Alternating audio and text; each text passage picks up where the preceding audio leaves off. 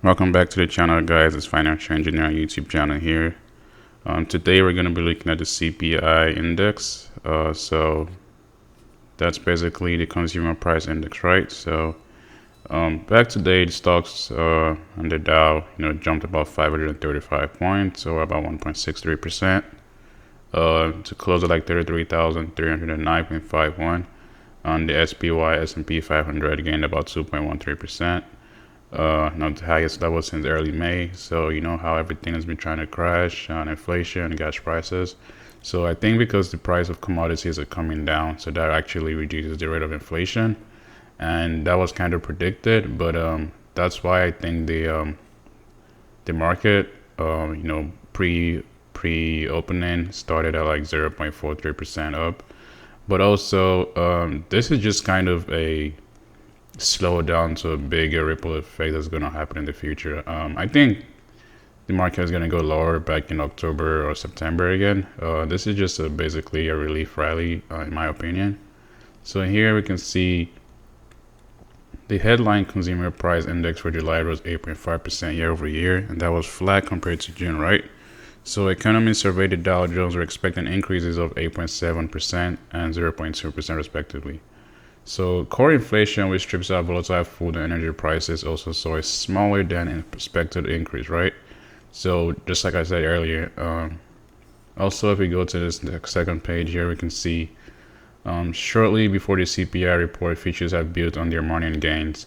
So that gives you an idea of, since the price of commodities, food, milk, corn, and gases have declined, that gives you an idea of how the consumer report index, right, should come out, right? So that being said, the market reacted, meaning the results were better than expected. So that doesn't really mean there's no inflation going on. That really just means investors think if the inflation is slowing down or is getting halted, then the market will rally. So they're buying companies. So like I said, just DCA, dollar cost average, you don't need to go above and beyond to really invest in stocks. So also, next thing we're going to be looking at here is, I would say the CPI is flat for the amount of stocks like it, right? So this is just me reiterating what I explained earlier. So excluding volatile food and energy prices, so-called core CPI rose 5.9%, right, annually, and 0.3% monthly. So compared to respective estimates of 6.1 and 0.5.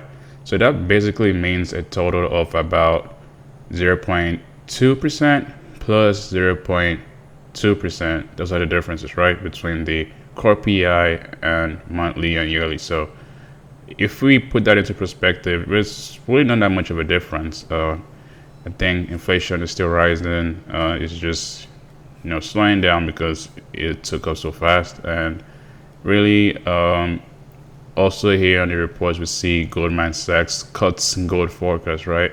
So basically, it overestimated how much recession fears would drive prices.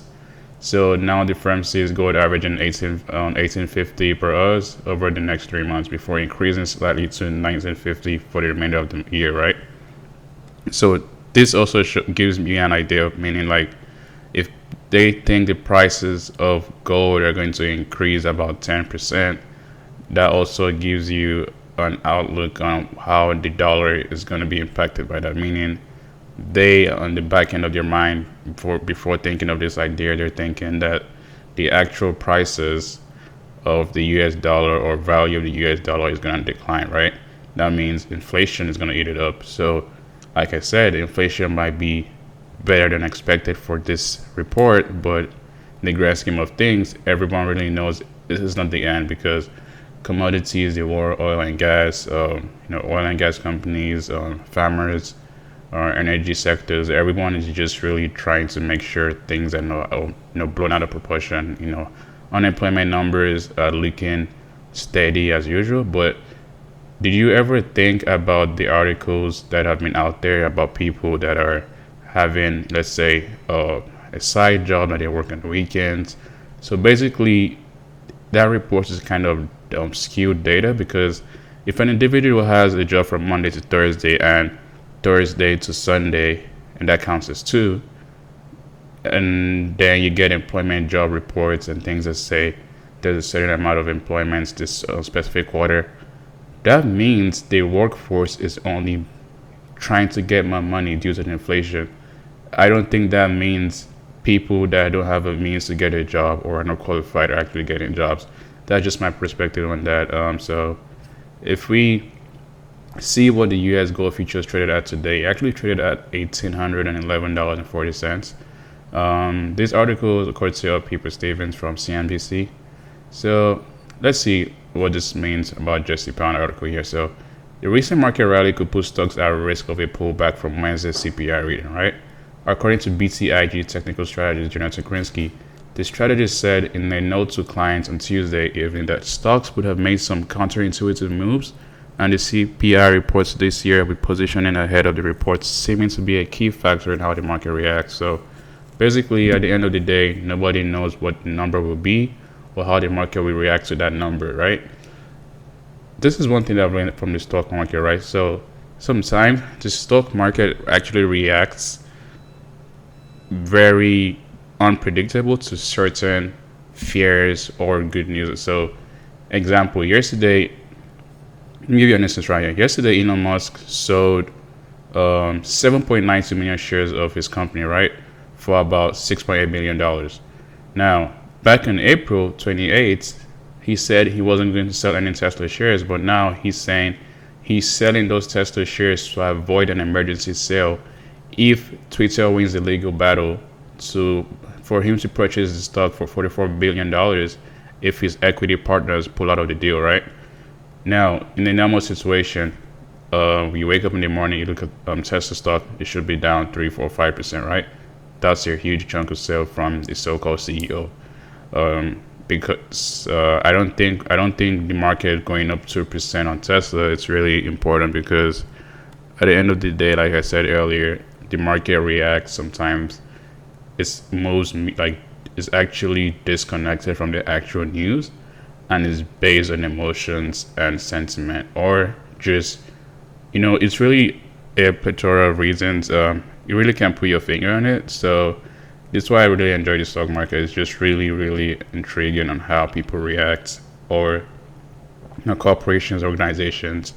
So like I said, he's probably going to sell more in the future to foot the bill for the Twitter sale. But as it stands right now, this is all the information we have on Tesla. So also looking here, European stocks mixed ahead of key U.S. inflation print, right? So the pan-European stock 600 was roughly flat by late morning. Travel and leisure stocks climbed 1.3%, while healthcare stocks dropped 0.8%, right? Now here in the U.S., tech stocks were up a lot today. The only stock that didn't really do much today, I think, was Google, about 1%.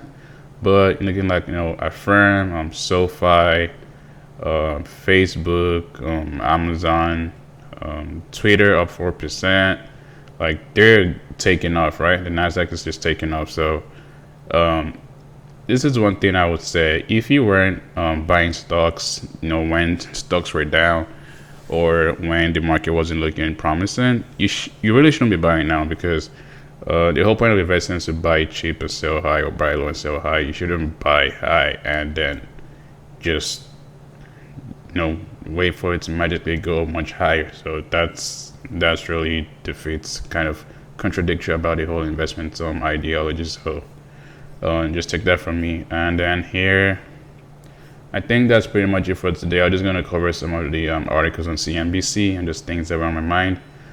Thank you for coming to watch the video today. Please do turn on the bell notifications when you subscribe.